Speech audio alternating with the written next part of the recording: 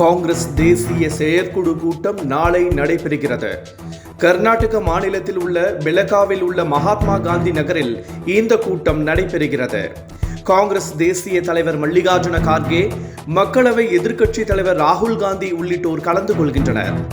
அம்பேத்கரை இழிவாக பேசிய புகாரில் உள்துறை அமைச்சர் அமித்ஷா மன்னிப்பு கேட்க வேண்டும் என்பதை வலியுறுத்தி தீர்மானம் நிறைவேற்றப்பட உள்ளதாகவும், வரும் ஆண்டிற்கான காங்கிரஸ் செயல்பாடுகள் குறித்து ஆலோசிக்கப்பட உள்ளதாகவும் தகவல் வெளியாகியுள்ளது.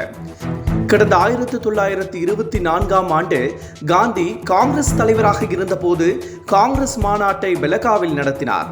இதன் நூற்றாண்டை கொண்டாடும் வகையில் காங்கிரஸ் செயற்குழு கூட்டம் அந்த நகரில் நடத்தப்படுவதாக தெரிவிக்கப்பட்டுள்ளது. மேலும் மாநாடு நடைபெறும் இடத்திற்கு நவ சத்தியாகிரக சந்திப்பு நகர் என பெயர் சூட்டப்பட்டுள்ளது. வன்னியர் இடஒதுக்கீடு விவகாரத்தில் திமுகவை விமர்சிக்கும் அன்புமணி, இடஒதுக்கீட்டிற்கு முட்டுக்கட்டையாக இருக்கும் பாஜக கூட்டணியில் இருந்து விலகுவாரா என அமைச்சர் சிவசங்கர் கேள்வி எழுப்பியுள்ளார். வன்னியர்களுக்கு 10.5% உள் ஒதுக்கீடு கேட்டு பாமக சார்பில் நேற்று போராட்டம் நடைபெற்றது.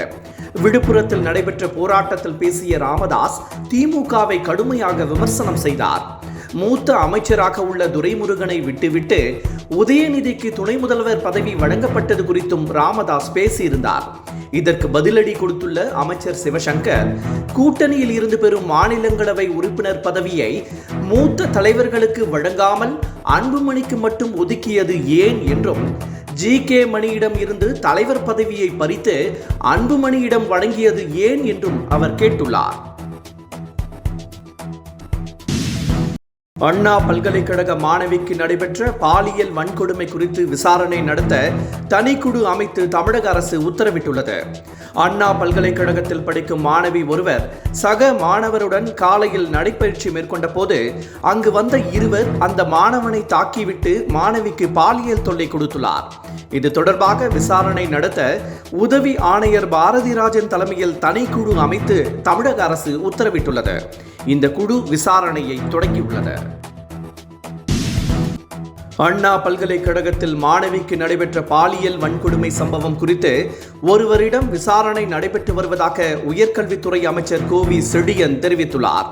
இது தொடர்பாக சிசிடிவி காட்சிகள் ஆய்வு செய்யப்பட்டு வருவதாகவும், பல்கலைக்கழக வளாகத்திற்குள் கூடுதல் பாதுகாப்பு அளிக்கப்பட்டுள்ளதாகவும் அமைச்சர் கோவி செழியன் தெரிவித்துள்ளார்.